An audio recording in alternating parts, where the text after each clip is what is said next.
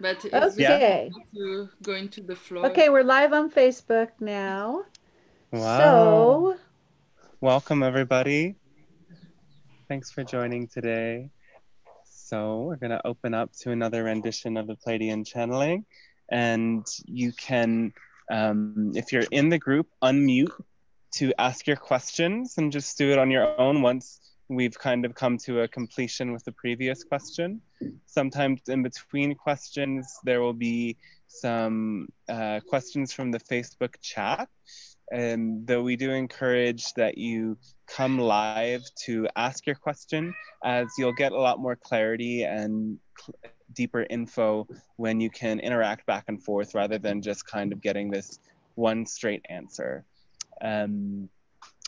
And thanks so much to our host, Sarah, who gets all of the technical things in alignment and helps things flow more seamlessly. This is so only made possible with that support. So a big thanks to Sarah. you're so You'll see her in a welcome. little bit. And donations are graciously accepted if you feel like contributing something. And yeah, I don't know. Sarah, do you have anything to add? Yeah, just if you are live with us on Zoom, go ahead and it's just going to be a more of a sort of a free for all. If you hear silence and the question before you is finished, feel free to go ahead and unmute yourself and ask your question because I'm going to be sort of stepping back a little bit today. Woke up at 6 o'clock and I'm needing to kind of stay in a more restful passive role. So just go ahead and unmute yourself. I will still be doing the questions from the live stream on Facebook on Dante's page. But if you're here in the Zoom room, go ahead and use your microphone. If you don't have a microphone in that case, go ahead and do it. Just type your question in and I will certainly ask it. And I think that's it. Okay. Beautiful. How's my lighting looking? Do I need to Really reposition a little good. bit? You look Really really, it looks good. great. Really, really good. I like Really really good. good. Nature's here with Looking us. good. It's a hot day. You All look right. marvelous, darling. Thank you. All right, sweetie. Yeah.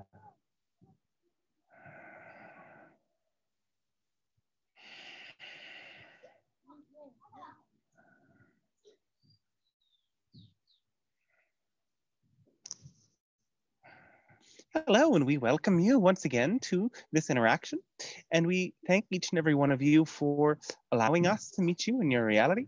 We, as the Pleiadian Council, speak on behalf of the Galactic Alliance and many other beings of love, of light, who are coming to greet you in your world to support this grand process of ascension.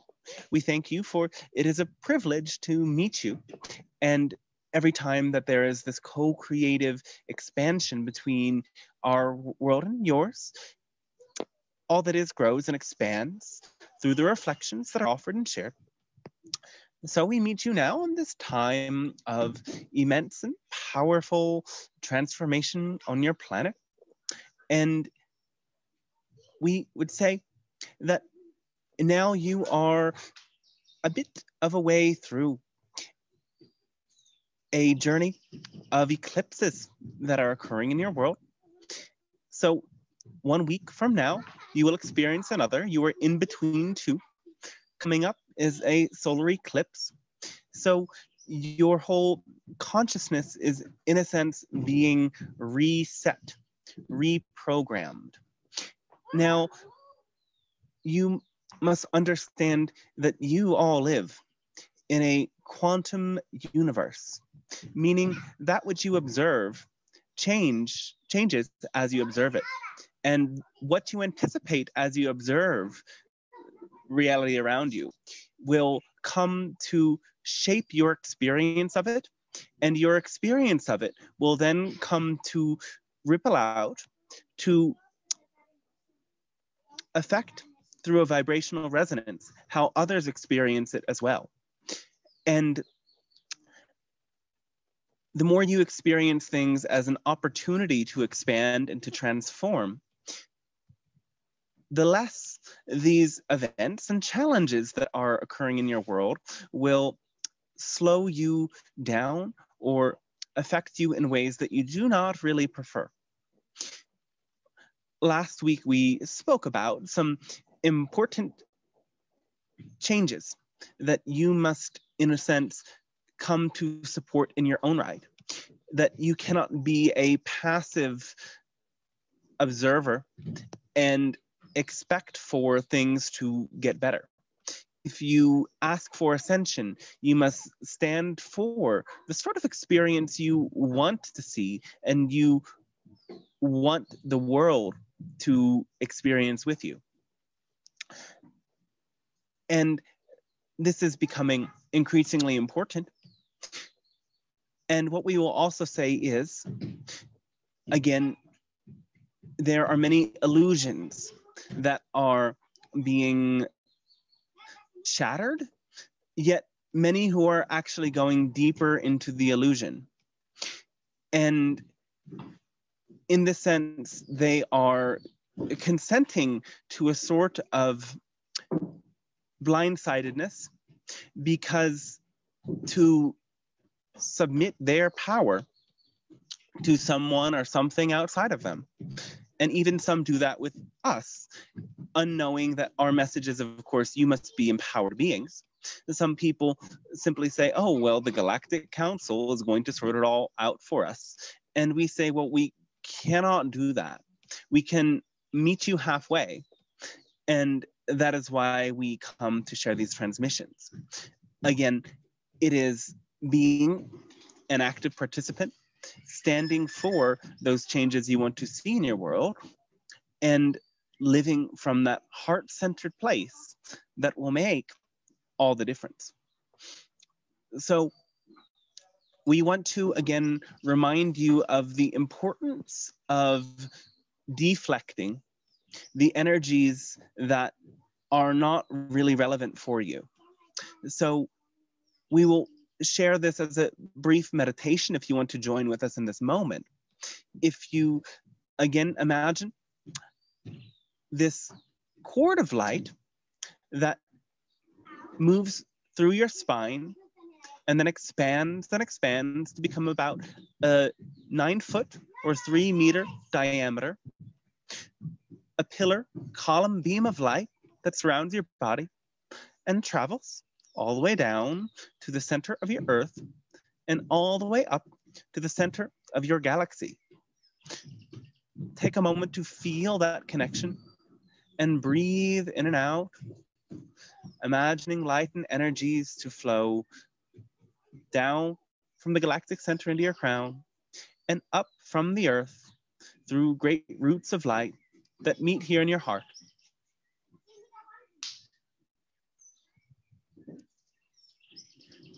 And from your heart, feel this heart of yours expand to create a sphere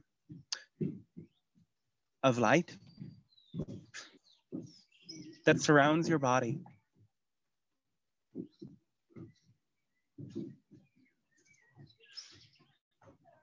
Feel this sphere of light glowing brighter. Perhaps you imagine it with a particular color. And as you anchor into this sphere, know that you can choose what energies you accept into your being and which energies you deflect.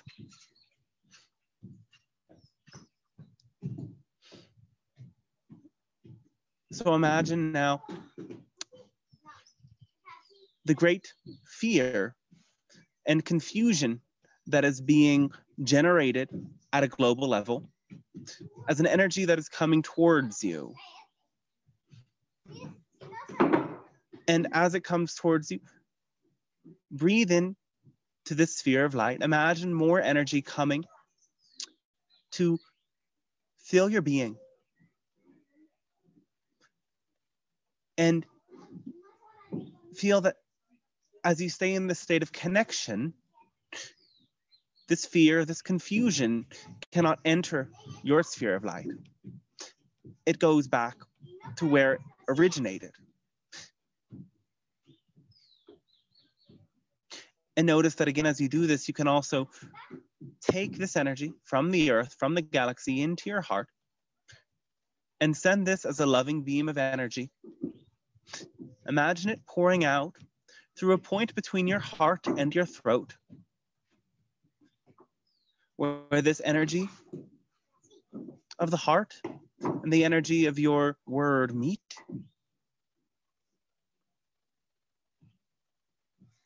Feel this point. Send a beam of light out to anyone you may interact with. Know that when you return to this place of connection and centeredness, you can beam out love with your word, whether it is spoken or written, to hold a high frequency and to allow that energy to reach others who may need it.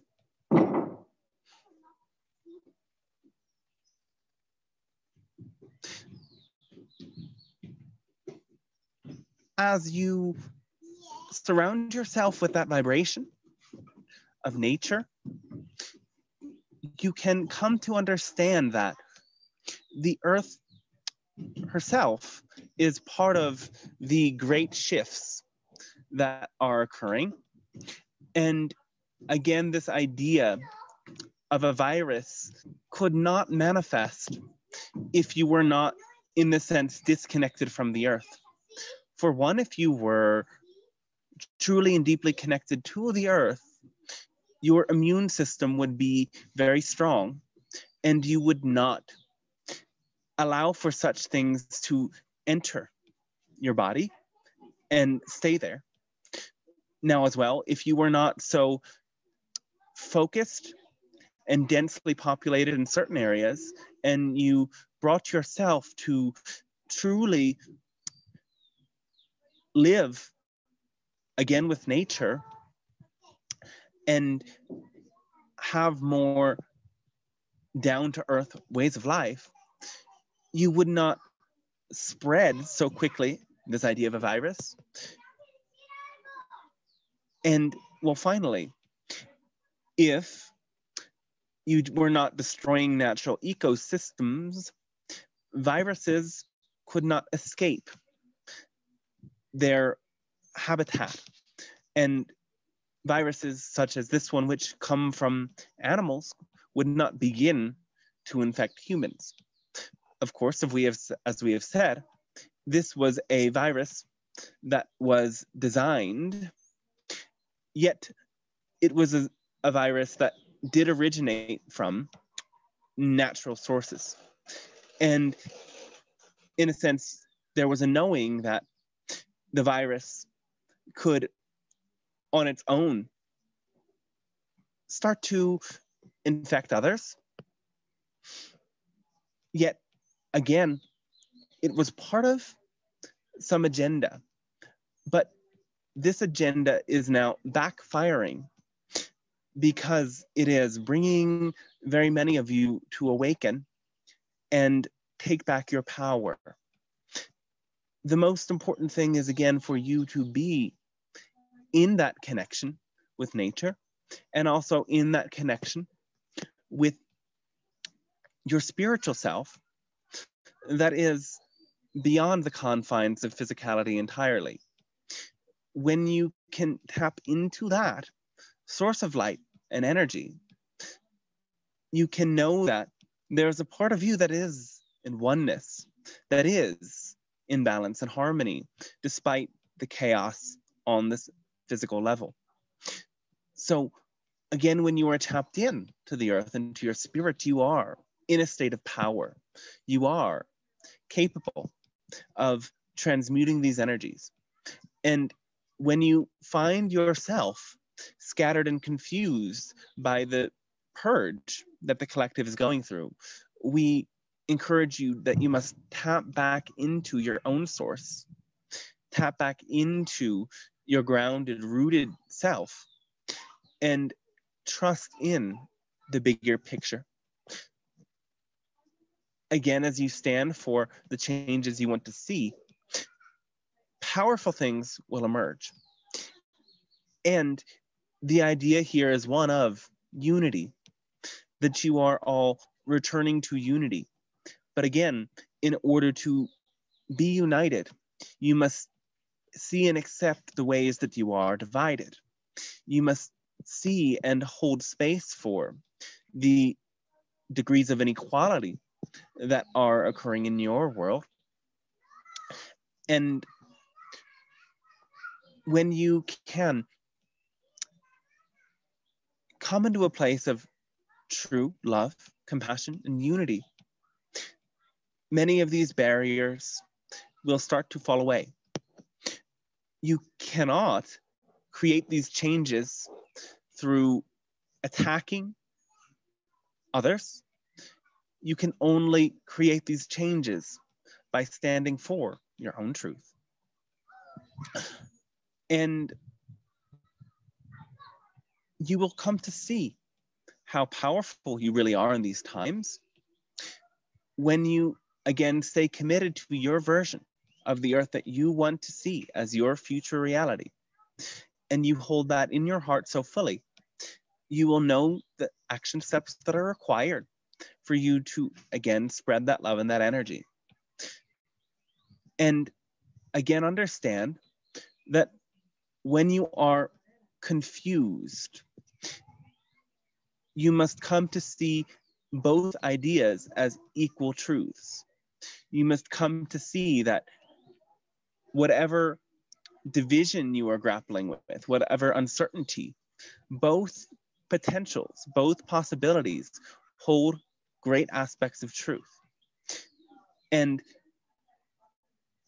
when you can accept and integrate the aspects of truth from both sides of the coin, you will come to integrate a more whole perspective. And we must say, as a reminder, that you have come to use this idea that seeing is believing, but equally and almost more true is the idea that believing is seeing. That what you believe in, you will see evidence for. That when you commit to one perspective, everything you start to witness is going to prove to you your belief system to be valid. And so, on one hand, you must understand the nature of your mind, that as you scan reality, yet hold a certain belief, everything is going to point towards that belief. And so, understanding this, you can gain a clearer sense of what you would choose to believe, what makes you feel better, what makes you feel more empowered. And again, the idea here of what is really going to bring about change and transformation for all of you is self-empowerment, is understanding that your actions ripple out into the collective actions, and you cannot let anyone do it for you. If the state that you accept is one of passivity, is one of silence, that energy will ripple out and allow more people to stay passive, to stay complacent, and to stay silent. So allowing here both this idea that seeing is believing and believing is seeing to be equally true, and again, allow every idea that you come to witness to be one side of the coin. And when somebody you see is committed to arguing for the other side of the coin, you do not need to convince them. All you need to do is hold a space of love and entertain the possibility with them that what if they are not right? What if the other side is true as well?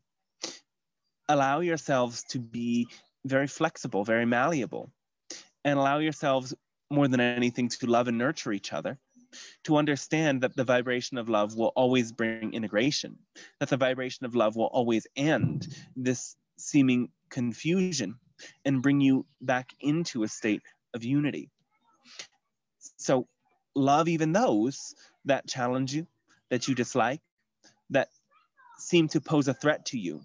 Because remember, if you are truly an immortal being, that you are an indestructible being, there is no real threat to you.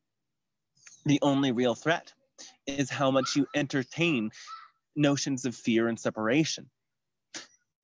So coming to find unity, even with those seeming dark forces, will bring an end to the dark forces themselves. And as you prepare for this next upcoming eclipse, allow yourselves to be focused on what truly brings you joy, brings you light, brings you clarity. Because when you are in that state, you can then care for others and help them in turn emulate that state. And there is great power at this time. There is great challenge, but there is great power. And when you tap into your own rebirth, your own new self on a new earth that operates under different rules, you will find great clarity, great light, great love.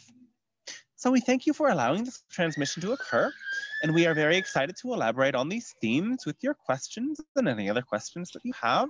Whenever you wish, you may begin and interact with us, and we will be very happy to speak with you. Greetings, Pleiadian Council. Yes, greetings to you. Do you happen to know, out of the following, which is the most full spectrum bodily detoxifier? Activated charcoal and acetylcysteine, or some type of clay, and which type and in what quantities, if you happen to know? Activated charcoal, and what was the second one? The second one was N-acetylcysteine, NAC, N-acetylcysteine. It's a precursor of glutathione. And All the right. third one, it's any type of clay. I've heard that from Bashar and Ryok. Yes. All right. Yes. Here the idea is that all of these different substances will detox your body in a different way. So the idea of activated charcoal is very good for what you would consider food poisoning. It's very good for excessive bacterias. It's to an extent helpful for candida. It is better for short-term toxins that come up. The idea of the NAC is very good for toxins you accumulate through food impurities, such as arsenic. It is to an extent helpful for heavy metals and things of this nature. Clay is quite good. There are several different kinds. There's the bentonite clay, which we see as quite helpful for any idea of parasites, bacteria, larger forms of parasites. There is also related to this diatomaceous earth, which is, well, in it a nutritional substance containing silica, and it does kill off both smaller cell parasites and bigger parasites. It does bind to heavy metals and remove them from your body. And we can even elaborate on further degrees of detoxification. We would say there are so many ways you can do this. First of all, it is generally suggested that you drink a liter of water before you eat any food every day, and drink water throughout your day. Make sure you are constantly hydrated, as that is the main way your body detoxes. And then there's the detoxification through breath, that you must be breathing properly and breathing deeply in order for your lungs to put the pressure on your organs regularly to release and detoxify. Now, to detoxify with cilantro and chlorella is a very much more advanced heavy metal detox that one must do some preparatory detox before embarking upon. The idea is having organic cilantro juice and a spoon of chlorella every day for a period of some 40 days. This will remove toxins from your body. And you may also work with different plant medicines that are perhaps shamanic medicines that all have their own properties of detoxifying your body. Again, citrus fruits, first thing in the morning, are also quite detoxifying and helpful. And well, there's a plethora of other plants we cannot go fully into. And of course, when you detoxify, you must also know that if you are continuing to take in the same toxic substances, it is not going to be all that helpful. And many of you do not even know the toxins you are taking in through your drinking water. So you would do very well to have your drinking water tested and get a water distiller. And then in order to sort of balance out the lack of minerals in that water, to also incorporate electrolytes if you choose distilled water, and some form of rock salts, natural salts, and well, even better than that would be spring water. But of course, you must test that water, as you never know how that water is picking up heavy metals. And in general, again, a plant-based diet is more detoxifying. If you are acquiring very purely raised and ethically treated meat and having a spiritual connection with it, that can be okay. Though you also want to reduce the consumption of that, even if that is the way that you are engaging with that food product. And yes, that's what we would say about this idea of detoxification. Thank you very much. And another question would be, as my ET ambassador function on Earth, it is better for me, as you perceive my inclinations, my vibration, it is better for me to create and emanate materials in my local language, Romanian language, or for an international audience in English.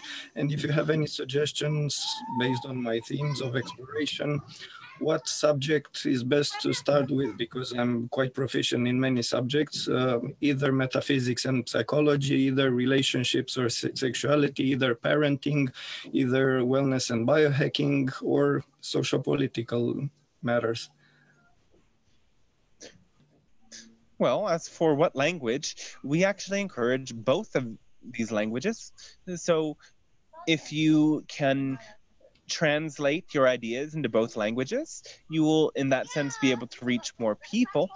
And in a sense, you may find that you are more novel in your own home area, as not as many people have fully tapped into this idea of ET consciousness. And of course, as for the subjects, we would say, again, well, what excites you most? Teach about what excites you in the moment that it excites you. And it is that energy of passion and enthusiasm and confidence that is, in a sense, the attractor and what generates the greatest outcomes when you share of yourself in these ways. Yeah, of course. Yeah, thank you very much. And one last question.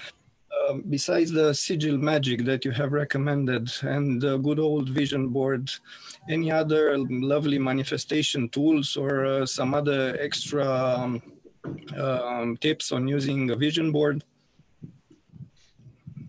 Yes.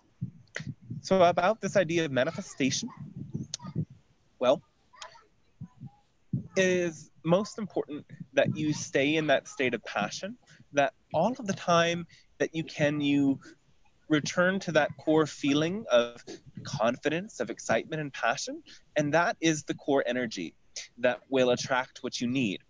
And all of these tools, such as the vision board, such as the sigil magic, are permission slips that allow you to expand that excitement.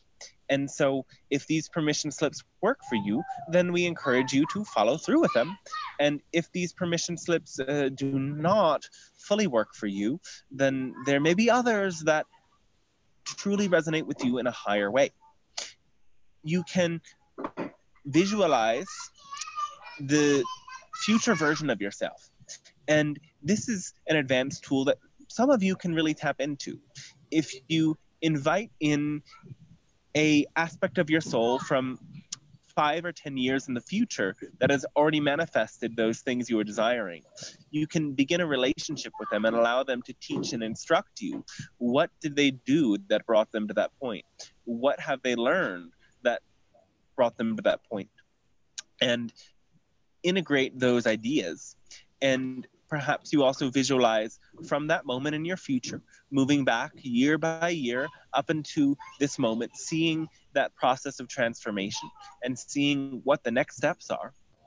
Understanding that the next steps, when done with passion, is always what leads you to that desired outcome.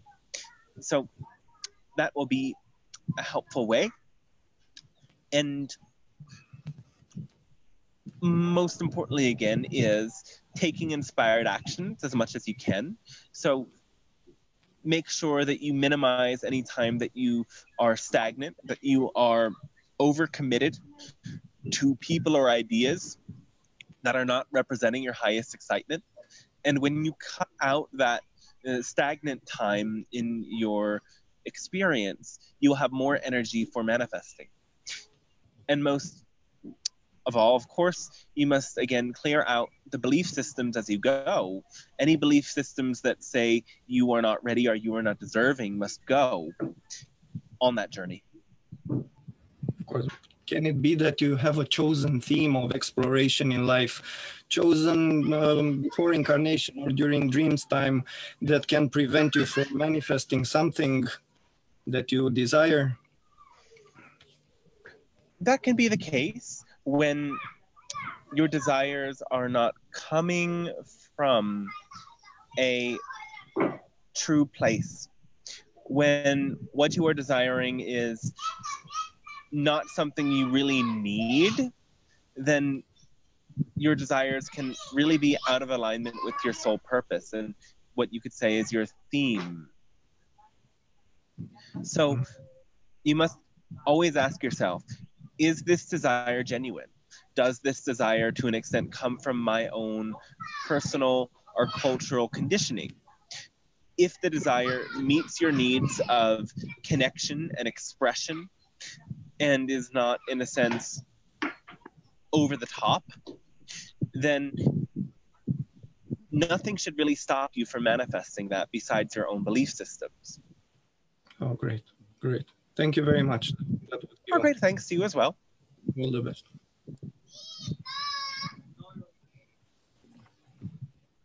Who is next now?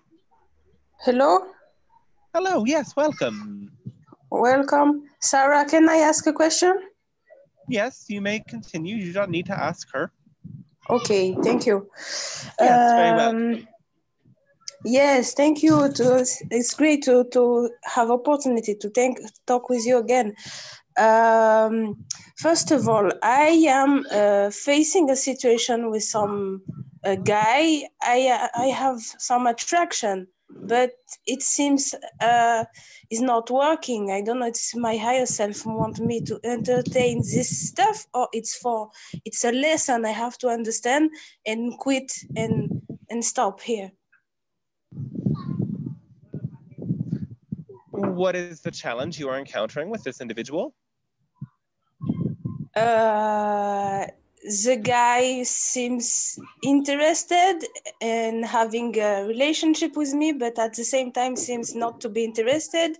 So I don't know if it's from my ego or from my higher self, if it's good for me to entertain this or to stop. I don't know. I don't understand what is the lesson for me here. All right. Well, in a sense, you will only find out by continuing. But again, you are having too much insistence on the outcome.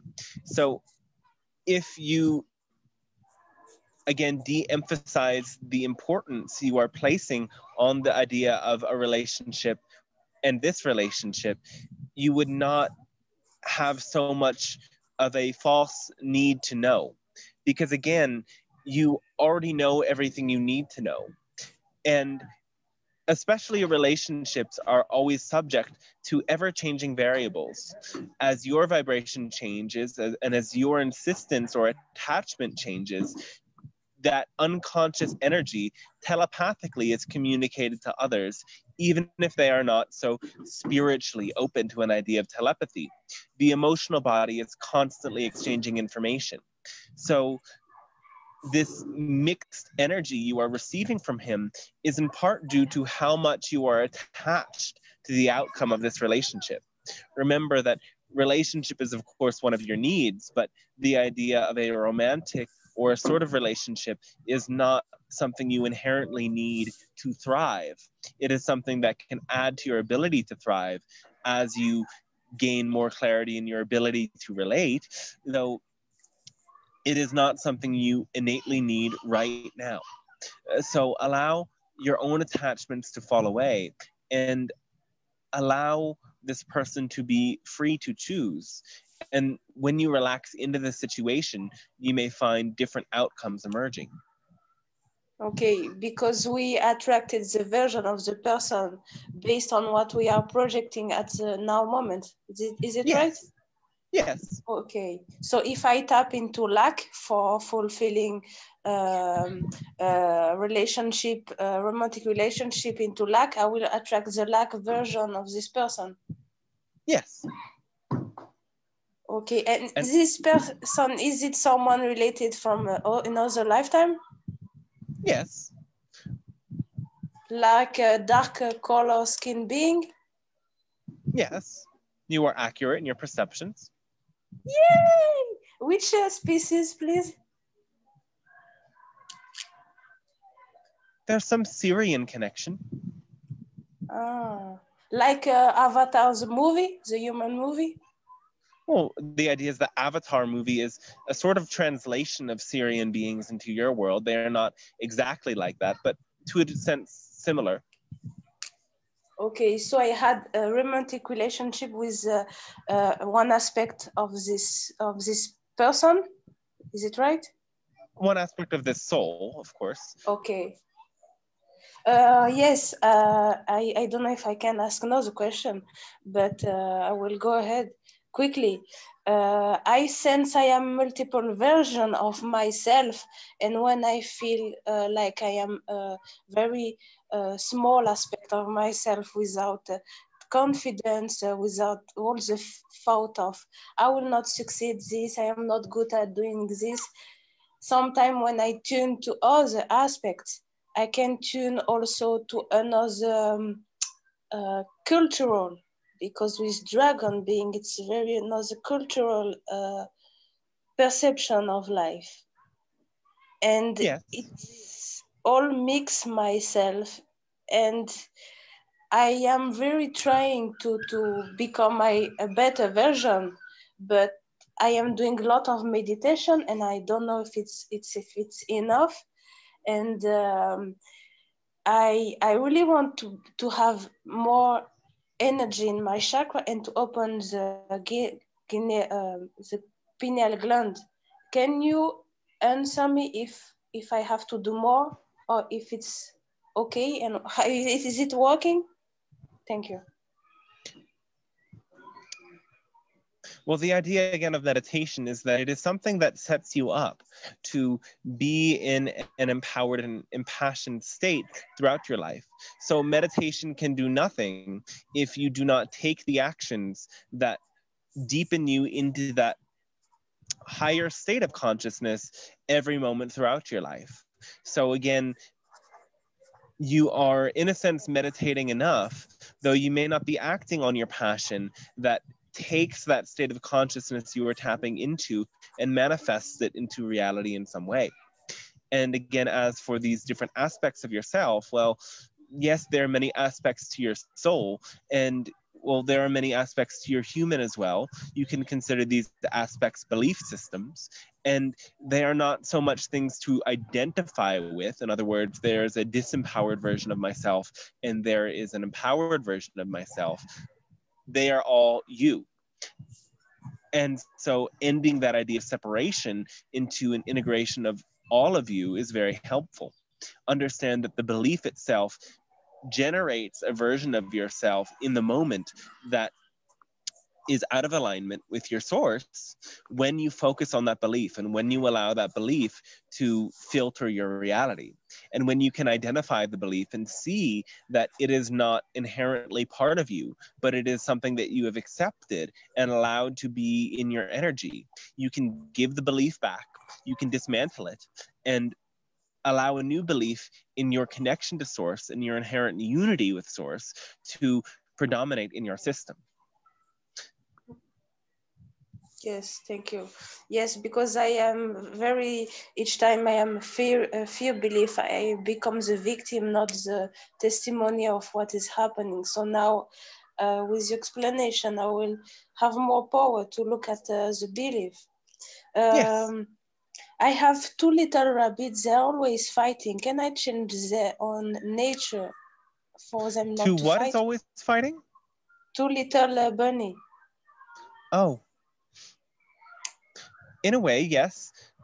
They, to a degree, are playing out parts of you that are fighting. So if you end the conflicted nature of your energy, the animals, which are always in a sense feeding back to you the energy you are putting out, will in turn change. Okay, thank you so much. Thank you for this opportunity. So it is great. Goodbye. Oh, we'll see you later. Our great love and thanks to you. And remember, we are always with you.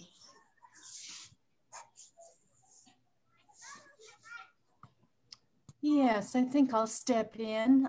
This is Laurel, and as always, I could come up with lots of questions, but I think my first question will be about my brother, sibling. We've been to counseling a number of years ago, and had to really stand up for myself more strongly than felt even comfortable with an ultimatum. And that seemed to bring us back together so that we could speak civilly to each other more often. My tendency is to flee, to want to hang up when I get go into fear. But anyway, there's stuff up again after years, and I, like, this person is what I would call arrogant and has judgments about me. And yet I know that I have a part in this, because I tend to want to, I tend to want to disconnect. And it's hard in the meditation we were doing earlier. It was so absolutely easy to send love to my son. It was not easy to send love to my brother. And actually, I don't think I was effective in that meditation in doing that, because when others have judgment of me, I tend to flee. And so I'm wondering, then this could carry over to other relationships too, how I can, I know you were talking about deflecting energy, and I certainly would prefer not to disconnect with my brother, to keep into communication with him, because he really needs it. He doesn't see, from my opinion, he doesn't see as many aspects of himself as I see of myself. And still, I know that I have blind spots about how I interact with him and others sometimes. So what might you say about this? Well, what are you fearing in these interactions? Well, being overpowered. And so it feels like he kind of, with his energy and his tone of voice, which seems condescending to me, it feels like he's picking a fight. And then if I raise my voice, then it's like, why are you yelling at me? And I've seen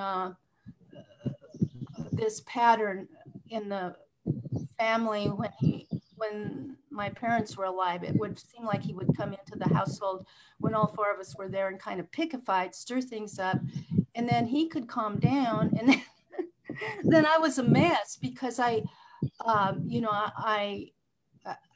you can understand that this person, in a sense, is in conflict within himself. And yes. So by generating the conflict and allowing himself to win the conflict, he temporarily accesses a state of peace. Yeah. And how, I'd like to reach out to him. I've been out of communication for a couple of days, because it's just damaging to my nervous system to to be in conflict, and I don't know how to have a conversation with him when he's in that mood that he wants to be kind of sarcastic about beliefs that I have, and I don't know how to do anything good for myself except just to leave the conversation. If you cannot find a state of peace, then leaving the conversation is the healthiest thing to do. Now, really, with this kind of person that in your world you may generally consider a narcissist, when you stop feeding them the energy of conflict and fear, they will not be able to play their game with you anymore. So you can have compassion, understanding that this person is continually projecting outwards their own inner judgments about themselves, their own inner fight with themselves. And this is the only way that they can access healing, at least they suppose. And so you can calmly practice saying things, imagining he's in front of you, such as, I don't have the space for conflict today.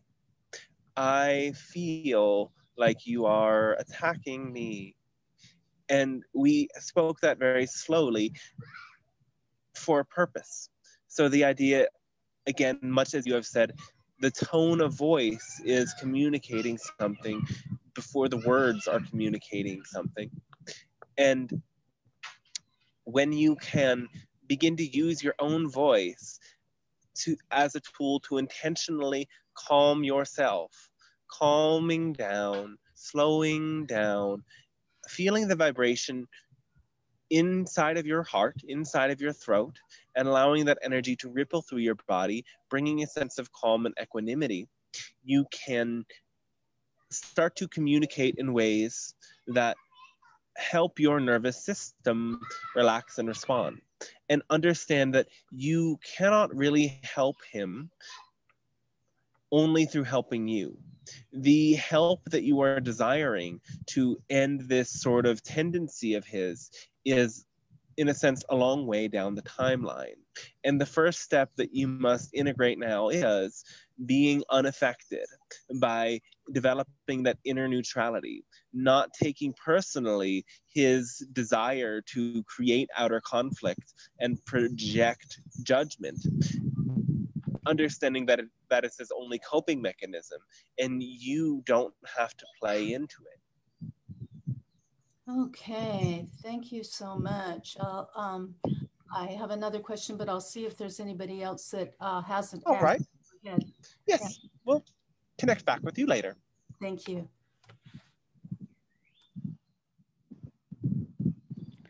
All right, I think I'll read one of the questions from Patreon that we have. So this question from Patreon, take me a moment to find it here. Okay.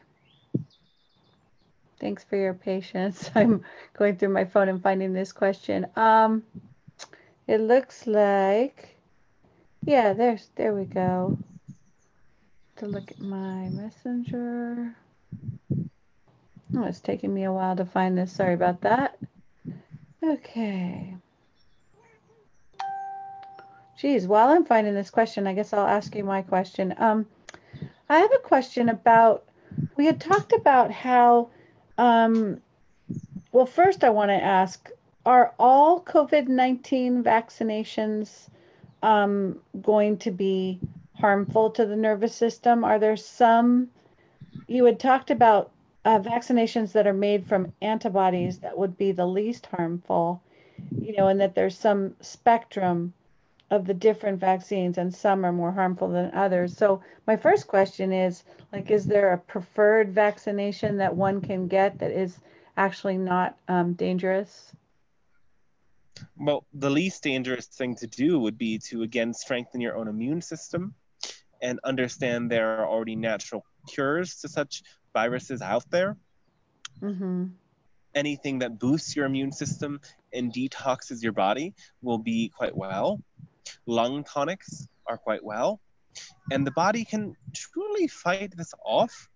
So again, not everyone is going to have an adverse reaction to these vaccines. The idea is that it is the heavy metals and toxins and other objects that they put in the vaccines that will harm some of you.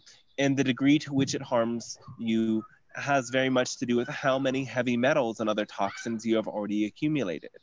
So if you were to take the most extreme route and take the vaccines and naturally detox and strengthen your immune system, you would be very much safeguarded.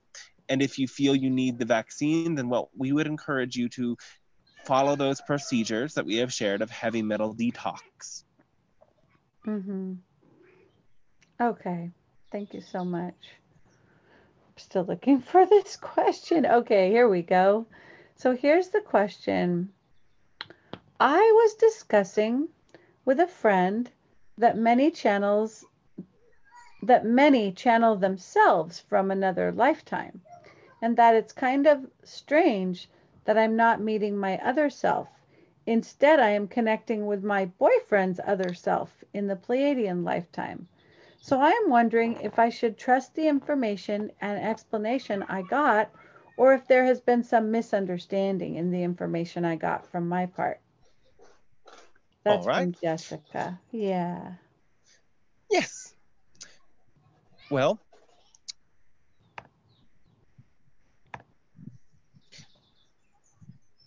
in this case, actually, the questioner and her boyfriend are a part of the same oversoul. And so this other soul aspect, while it may seem to connect more with her partner, is also part of her oversoul. Mm. And in the sense, at a soul level, they are one. You can find that with other aspects of one's oversoul, there is naturally that greater telepathic connection. And so, in a sense, these relationship roles that you perceive from past lives can sometimes reverse themselves. And you may find that there is a connection between two different beings who are, again, part of that same oversoul. This isn't always the case, but this is partially what is occurring here. Oh, thank you so much. Okay. Do we have another question of someone who hasn't answered a question, asked a question yet? If not, let's see. Katrina's, she asked a question. Laurel, do you want to ask your second part of your question? Yes, totally. My son, who's just this wonderful, kind being, he's 39 years old now, has been having, in regard to COVID-19 and the whole movement, protests, and so on. He has a friend who happens to be a policeman. And and then he has this mother that has needed a little bit of help over time since the COVID-19 thing particularly. And he's having a lot of emotional stress, which is not particularly like him. So I've been, he called me yesterday, which is, he mostly does texting, which was very unusual, and wanted my counsel about a letter that, or a text that a long text he was writing to his policeman friend. But I happen to know his childhood history. What he remembers very little, if anything, before the age of middle school. And I'm just concerned about him because I know that there was a certain amount of trauma in his childhood, and I'm just concerned about him. I know he's a man now, and I don't want to interfere too much because he is a man, and that just a mother interfering with a man's life can be a problem in and of itself. So what might you say about his well-being and also about my position as mother?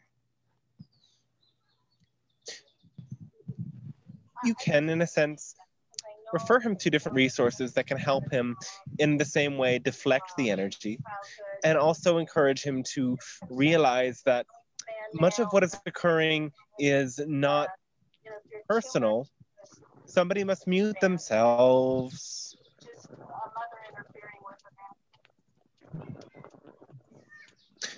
And again, a lot of what's occurring now is not personal. It is the transmutation of collective and systemic degrees of oppression. So this isn't to say that everyone who falls into one demographic or one career or one expression of their lives is at fault, but it is to demonstrate that certain systems are changing and transforming.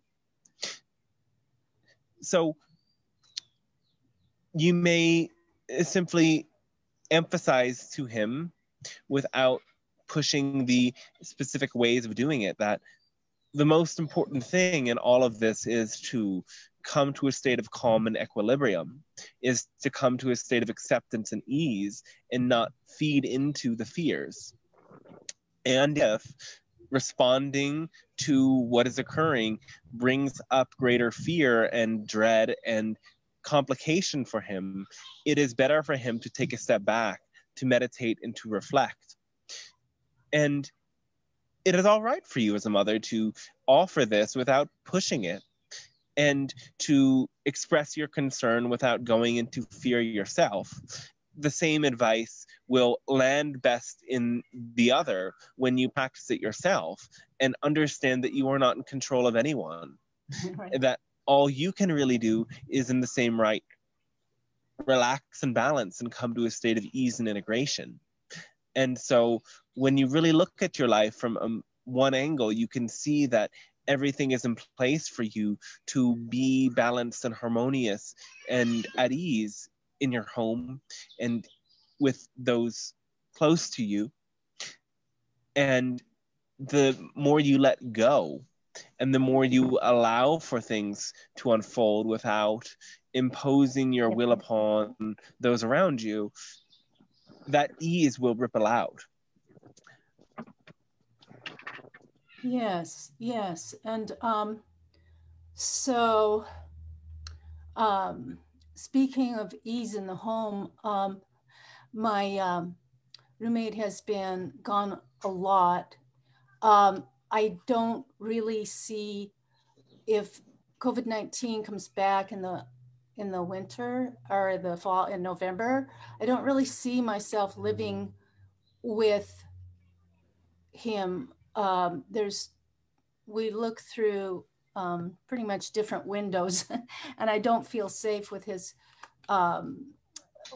belief system being as it is around COVID-19.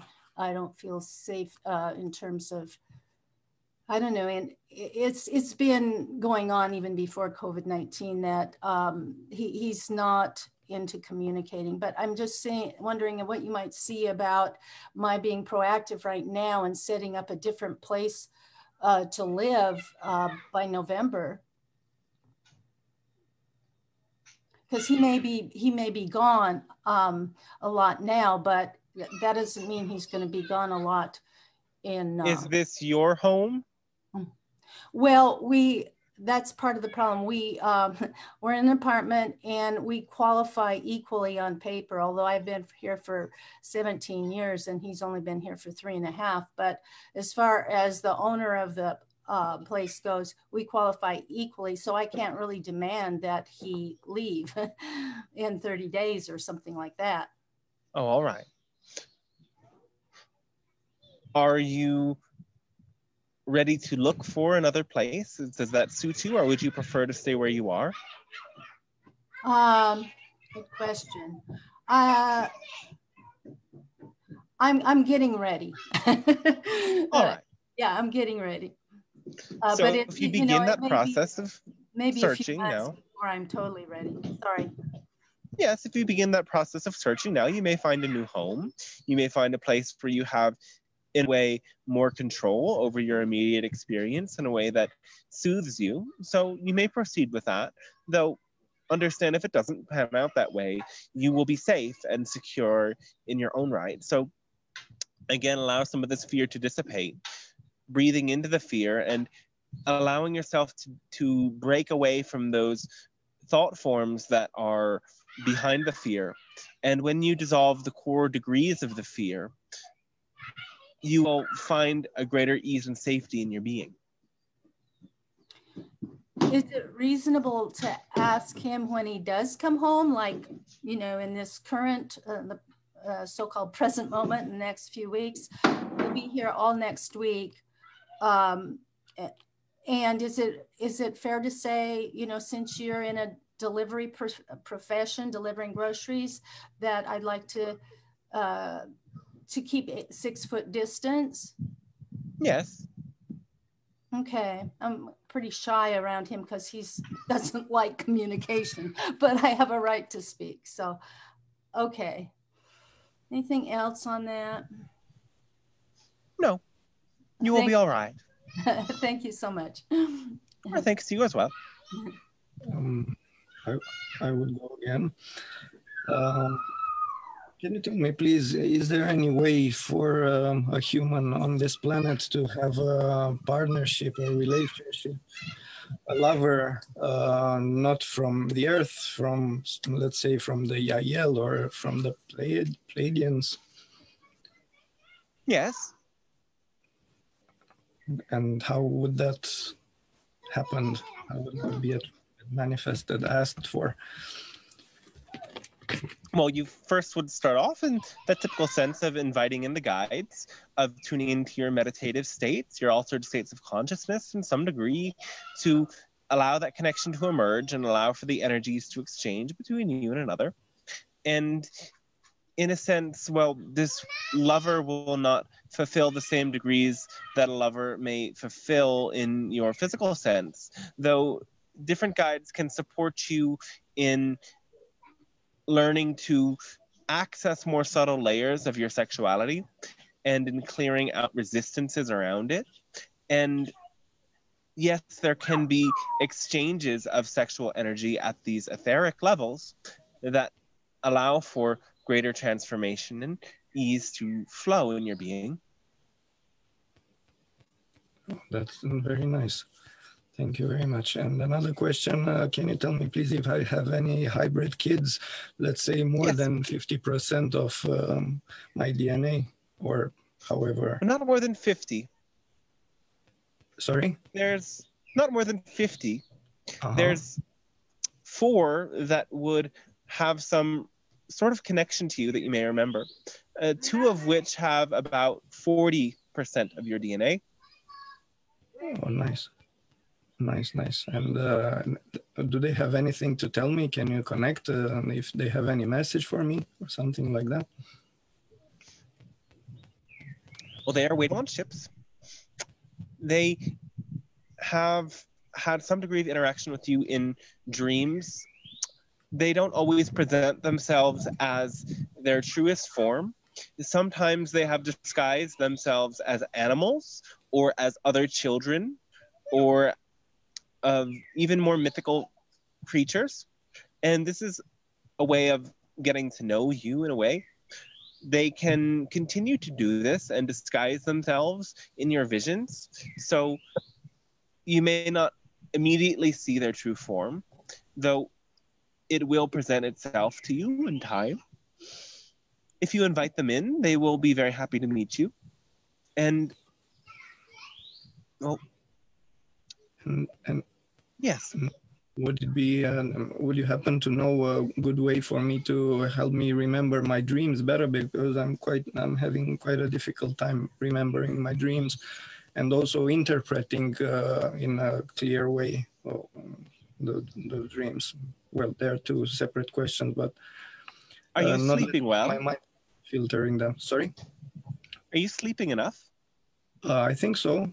Yeah, I'm always following my flow and my passion time. I'm never sleeping forced, and I sleep enough, yeah. All right. And are you using any plants at the moment? I've started using ashwagandha recently based on your advice. All right. One such idea of valerian can increase your remembrance of dreams and the vividness of them, if you would like to use that as a permission slip. And now the other idea is, do you get up out of bed right away when you wake up? Not really, no. I stay there, and when I stay, I'm more proficient indeed when to remember them. Yeah. Yes. Usually I linger in my bed for a longer time. Yes. Do you go back to sleep? Do you daydream? Do you contemplate your dreams to some extent? Not really, no. What do you do? I wake up and start breathing or start thinking about the day, or sometimes I get some glimpses of my dreams and try to process. Yeah. As soon as you wake up, the best thing to do is to simply acknowledge that you are going to wake and to not move out of the position that you are in, to keep your eyes closed and tap into your emotional body, as that can often be the clearest way to go into the dream again. As again, so much of the dreams are translations of what is going on in your emotional body, which is in a sense the same as your astral body. So if you tap into the feeling and use that as a vehicle to go into the dream state once again, that can be quite helpful. If you fall asleep again in the early hours of the morning, that is one of the most powerful times to have dreams. So one thing that some people do is to interrupt their sleep with different alarms that wake them up at certain times. This is a more extreme example, but it does work to some degree. Though, again, taking that time to remember is key. And again, once you remember, if you record or if you write your dreams down, that will, in a way, cement them more in your system. Do you do this? Yeah, no, but I know that I have to do it somehow. Yes. An audio recording can be a very simple way of doing it. And as well, what we have said, the valerian, that is a very easy to access herb. Though if by any means you find a Mexican dream herb, that is perhaps the most powerful aid. Oh, nice. Yeah, thank you. Yes, no, thanks to you as well. And okay, I've got a few questions in line now, so let's come back to you, Luca, for another question. Okay, Angela Johnson says, can you speak to the concept of shadow work versus the concept of follow your bliss? I am curious where my focus should be. All right. Well, this is one such concept that often can challenge people in this awakening journey, as you may come to think as if it is one or the other. And there are teachings that present it in this way. And you must integrate both ideas of following your bliss and doing the shadow work. So basically the understanding could be that when you follow your joy, when you do what is most natural for you, when you choose to act upon what is most exciting, you will naturally do the shadow work in your own right. Because again, the greatest fears that you hold are often about the greatest desires that you have. you may have negative beliefs that say you are unworthy of experiencing the same things that you desire and need. And when you naturally follow your passion, the resistance you experience along the way is the greatest processing of shadow work. Understand again that the shadow is only cast by the immense power of the light. And the shadow is in and of itself an illusion. So the shadow work in this sense is looking at the illusionary beliefs that stop you from experiencing the true reality that the light is really all there is. Even within your own shadow, there is some light. It only appears as darkness. So again, fully follow your passion and also fully become aware of the things that are blocking your passion. Where is there resistance in your body? When does a thought arise that says you don't deserve it? When do you feel as if you are failing? When do you feel shyness or anxiety? And then the shadow work is to examine the belief systems that can uphold those emotions and experiences. And if you do that and you dismantle those beliefs and use your ability to see things from many perspectives, to show yourself the ways that those beliefs are not real, they are half-truths, that they are optional and in a sense ridiculous, you can allow the emotional charge to dissipate and you can allow the belief to fall away. So we don't truly encourage for many of you to go down a path of continuously prodding at your shadows, because again, it is almost like the idea of chasing windmills. If you choose to go and seek all of the shadows out, you will find them and they will get bigger. And by putting all of your focus there, they will seem to paralyze you more.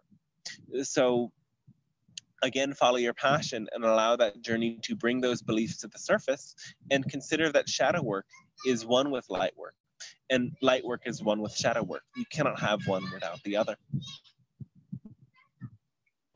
Great, thanks so much. I just wanted to ask Luca, I'm sorry that was kind of abrupt. Were you finishing a thought? I want you to be able to finish. It was perfect. Thank you very much. Oh, okay. Thank you. Okay, so we have some questions from Facebook. This is from Lauren, and it says, "My dear father passed over last year, and he keeps sending me clues as to what I believe was a Celtic past life we shared together. May you expand on what relationship we had in that lifetime? Are there any other messages that he'd like for me to know?" Yes.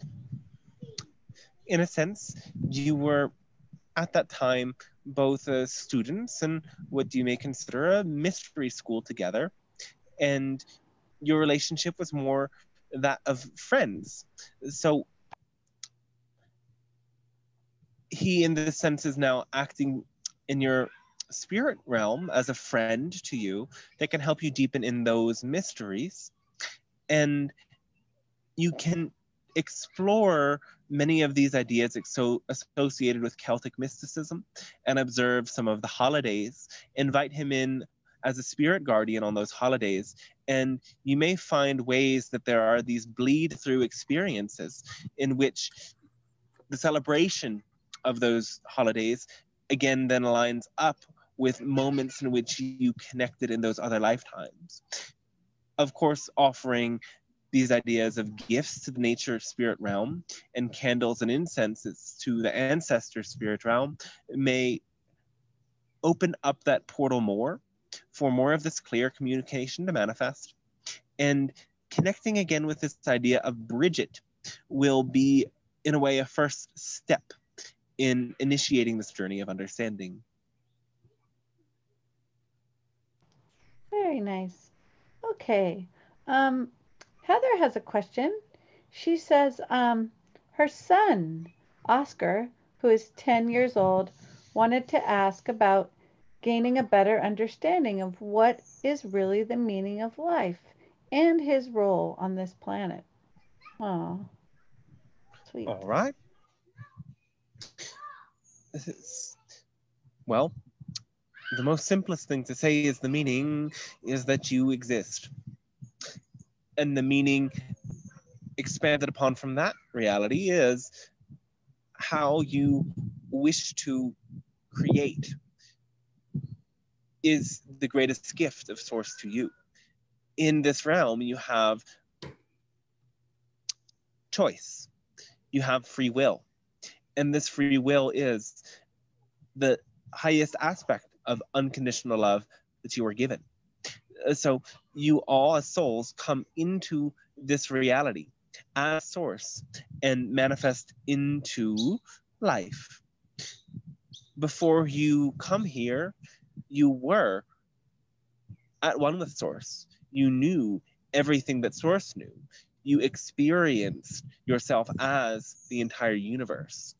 And this experience, in a way, sought to expand itself through you. That Source itself desired to experience itself in a myriad of forms, in truly infinite universes and infinite variations of that universe, into many different incarnations and soul aspects. And every soul aspect is Source coming to learn itself, to discover itself, and to experience itself. Source in this universe is manifest as unconditional love. And therefore, in this lifetime, everything you do that expands your sense of unconditional love and brings you deeper into a state of connection to those around you and all that is, will help you come to know yourself as Source and experience yourself as what some in your world call God. We call it Source now.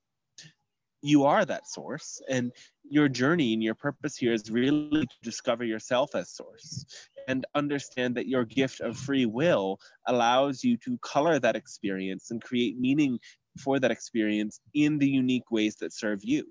And your chosen expressions and experiences give Source the ability to differentiate into new and unique ways. Thank you so much. We hope that there can be a translation of that into a more 10-year-old version, of course, as well. We would simply say, in the simplest way we could put it, you are here to be love and to express love and to experience love. That is all. Oh, that's beautiful. Okay. This is a question Amanda has about her dogs. She says, how does my new pup, Jack, relate to my last pup, Sparky? Oh. Dogs. Well, the dogs are, in a sense, your allies. They are also teachers of unconditional love. And the relation is not in any sense so significant other than the fact that they are serving the same purpose of bringing more love into your life and allowing you to have that gift of expressing and receiving love. And the dogs do that, really. They are these agents of love that truly love you no matter what happens and no matter how you treat them to some degree. And that power of love is what expands the unconditional love in those who are drawn to the dogs. Okay, thank you. And then Ivy has a question. It says, she says, Spirit has urged me to go to New Mexico, but I'm not sure why. Can you speak to the reasons I'm being pulled to that land? There are certain vortexes there that you may discover and explore. There are certain places where the land allows for a deep journey, and there are certain formations of rocks and minerals there that may excite you and show you great mystery. So naturally allow yourself to be drawn. And of course, there are certain people that you may meet and teachings that you may encounter, some directed to the indigenous of those lands, that will help you discover more of your own soul history. So allow that journey to unfold.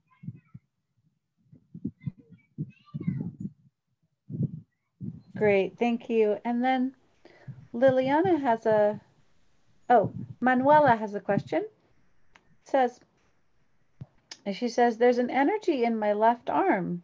Is this energy connected to the attempts or preparation to telepathic messages? Interesting. In a sense, yes, as this left arm is a direct channel to your heart. Both arms are, but the left one is closer to your heart. And telepathy originates in your heart. It originates through both hearts being able to tap into the same emotional frequency. And as you deeply tap into your own heart, that frequency can then translate to your mind, to the different parts of your being. Great, thank you. And then, let's see. That might be, just making sure I asked all the questions that are on here. Oh, we have a really interesting question from Peter. Peter says, he's asking about the John F. Kennedy assassination. He says, this question, let's see. Well, first he wants to know if he has any hybrid children. Yes. Okay. Do you want to say how many? And there are about 2. Okay. And is there any message that they have for him?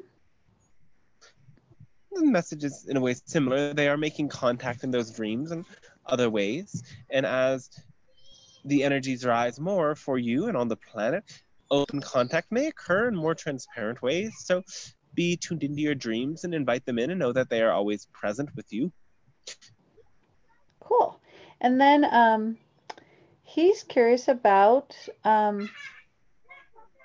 it was suggested that former President JFK was able to live out his life somewhere in secret because the Pleiadians saw the Kennedy assassination coming and managed to provide a clone of him in time to be present instead at that presidential motorcade in Dallas that day. I don't know. He's asking, is that at all true? Well, that is a sort of deep offshoot, we would say, a parallel reality that does exist in some dimension, though it is not what occurred in your world. And understand that there are very many of them. There are very many of these offshoots, you could say.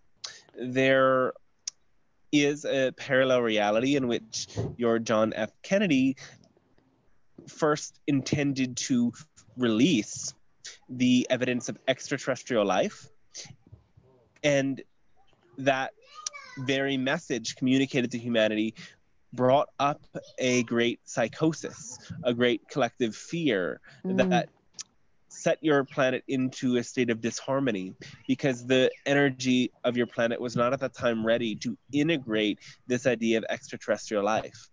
And so the collective, in the sense of moving towards the light, veered off to a parallel reality in which his life was ended prematurely.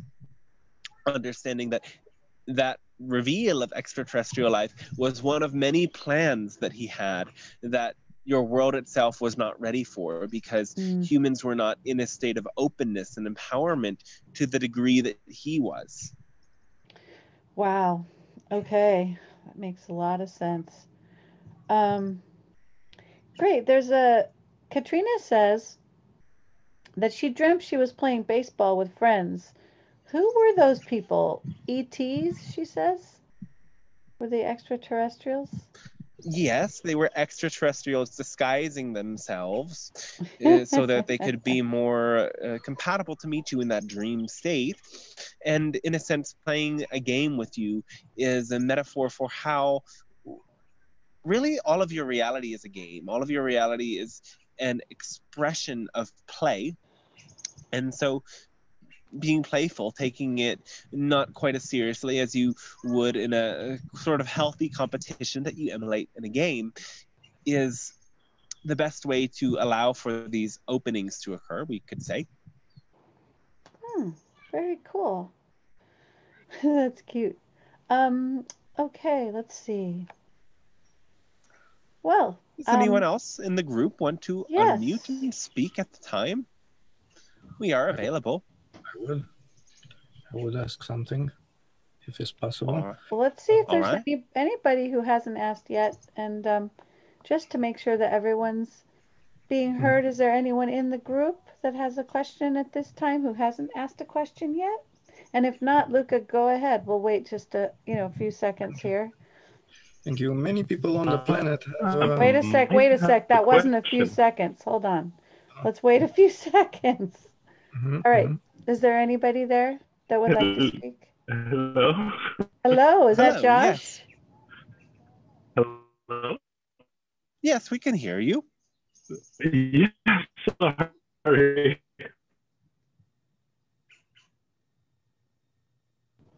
Josh, I can't hear you. Are you there?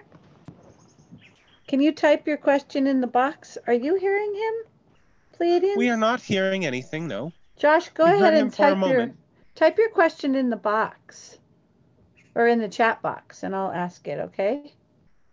You want to do that? And in the meantime, is there anybody else? Let's see. He's got it. Here's his message right here. Oh my gosh, it's a long one. Okay. Okay, Josh, are you going to write your message here? Peter has a question. Okay, I can try to say it really quick. Oh, there you are. Yes. Josh, can you type it in the chat? I can't hear you. Sorry for that. I'm having connection issues. We can hear you now. Speak it very quickly, yes. I hear you now. Okay, my internet connection is a bit unstable. Thank you again for everything. Understanding that when it comes to raising the vibration, it's a lot about this to be about accepting more connections with others, accepting more of oneself, potential. I was kind of wondering, are there multiple, or what would be some key methods to allow even more accepting of oneself? And yes. All right. Well, first of all, it would be to open up to your wildest imagination of what you could embody in this life. If you could become anything, what would you want to be, and how would you want to serve the rest of humanity in your galaxy? And as you get a sense of that, do you notice if there is any sense of fear or inadequacy that arises? And so bringing acceptance to those emotions and, again, deconstructing the beliefs around them is the highest expression of acceptance, we would say. And on the flip side of that, an equally important tool is to notice the people and notice the situations in your world that trigger you the most. And if you can really tap into the core thing about them that triggers you, perhaps somebody is embodying injustice, perhaps somebody is embodying fear, perhaps somebody is embodying anger or some other negative quality. Can you see that same quality within yourself? Can you see the ways in which you are also perpetuating that loop? Can you see hidden ways that that same energy hides at deeper levels? And if you can accept those qualities within yourself, if you can accept those qualities as part of yourself, because again, it's a holographic universe, it is all one thing, and everybody contains all aspects of all that is to some degree. And if you can see and notice that, then you can have the least resistance possible in moving forward and creating those experiences and expressions that you desire the very most. And would this also help go deeper in this aspect of accepting positive comments for work being done, accepting, let's say, feedback in a way to it, Yes. without reacting? Yes. You must equally accept the positive as well as the negative, accept the joy and the love, accept that you are a pure vibration of love, and that some may experience that through you, that for some you are the purest and clearest channel to that source of love, and seeing yourself as that source is very helpful and powerful. And also accepting the negative reactions equally. Sometimes people may project things upon you. Sometimes they may be tapping into a genuine shadow of yours, and sometimes they may be only projecting their own shadow. And if you can have a true equanimity that is not affected by either of those expressions, you will be able to again move forward in the clearest way, while of course standing for what is true for you and what you believe in. Thank you. Thanks a lot. It just cleared everything up. Thank you. Great. Thanks and love to you. Thanks, Josh. I actually have a question that I remember I wanted to ask the Pleiadians. So I wanted to ask about the flower of life symbol. Studying what I learned in energetic synthesis from Lisa Renee, we learned that the flower of life is often called the daisy of death because it has a biwave technology in it. It's like a closed circuit that doesn't connect into source consciousness. And so I got a lot of that information from being in that group, which I've been involved with for almost 15 years now. Not that long, 14 years, 12 years. Anyway, and so I don't want to I know a lot of people love that symbol. And I know, John Willem Melchizedek teaches the Infinite Heart workshop, and he seems to be a very lovely man, and he uses the flower of life a lot. And so I'm wondering if you could just comment, is there a version of the flower of life that does link back to source consciousness? Well, everything is source consciousness. Even a distortion of source consciousness is source consciousness. And that is the very illusion that those so-called dark beings, dark shaman, dark magicians are playing. They are source. Hence, it is in the word sorcerer. And they use source energy in self-serving ways. It does not mean they are not source. They are only playing the illusion out that they could be separate from source. Please mute.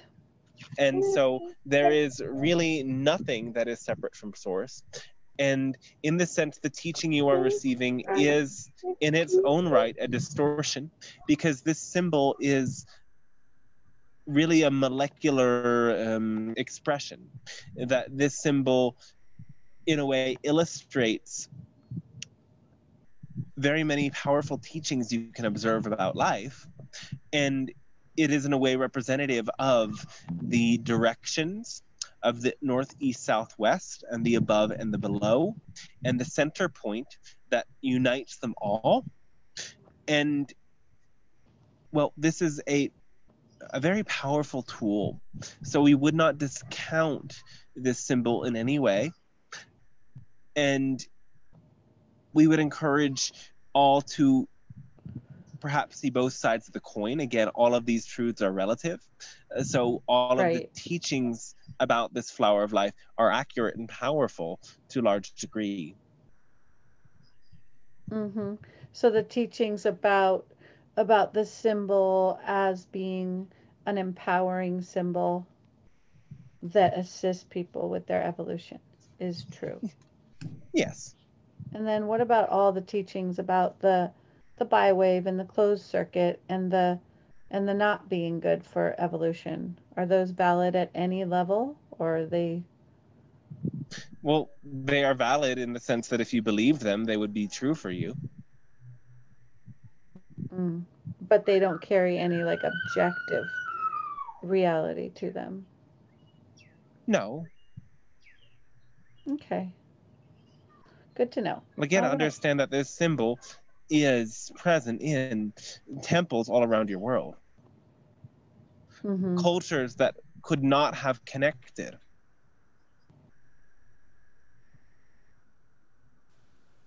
Cultures who could not have connected with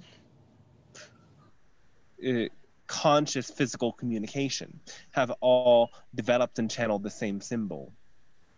I see. Okay. So it's a universal symbol. Got it. Okay. All right. Thank you very much. Oh, great. Thanks and love to you as well. Yeah.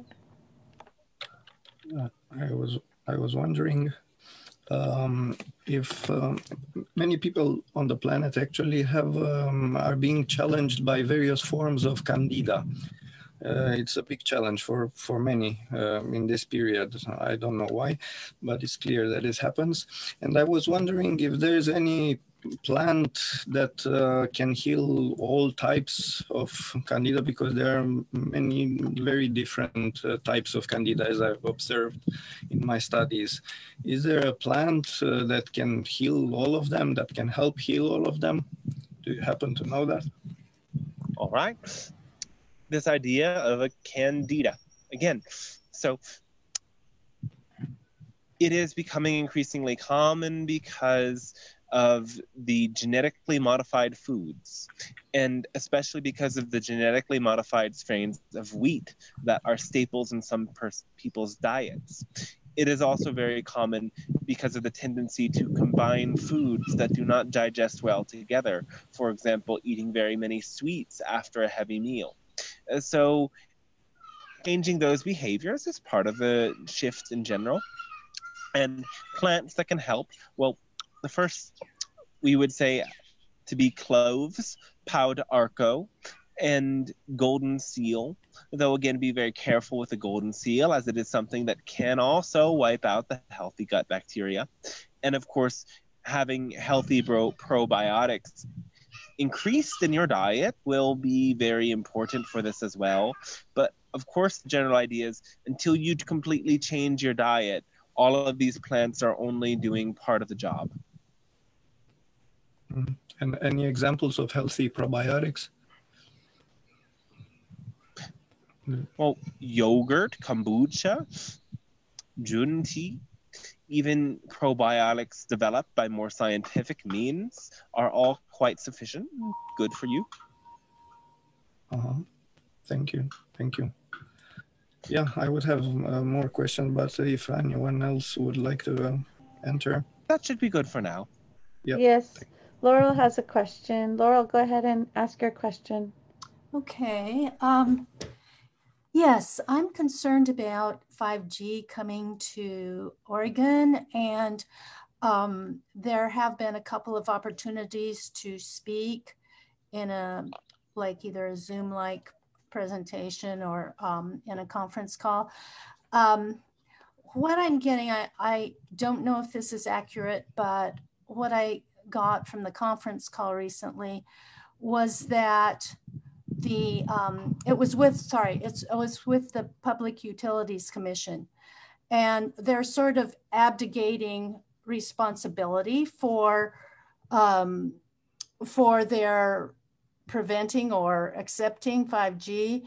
And I believe from what one of the participants said, that that it won't do any good to go to the FCC because there's people in that organization that have financial interests. So I'm not quite knowing where to go from here and what to tell others that might be interested in preventing 5G. If it excites you, you can organize some form of protest and letter writing and so on and so forth about this technology. And again, understand that there are ways with different tools and generally detoxifying your body that will minimize the impact that it has on you. Okay, and is it true that it will really not have much effect to go to the FCC with any kind of protest? You can carry forward. Do not be distraught. Understand that even if you don't fulfill your purpose, there is growth and change and evolution that happens simply by trying. Okay, thank you so much. Oh, great. Thanks and love to you as well. Unless there are any new participants with questions, we may come to a close in this transmission today.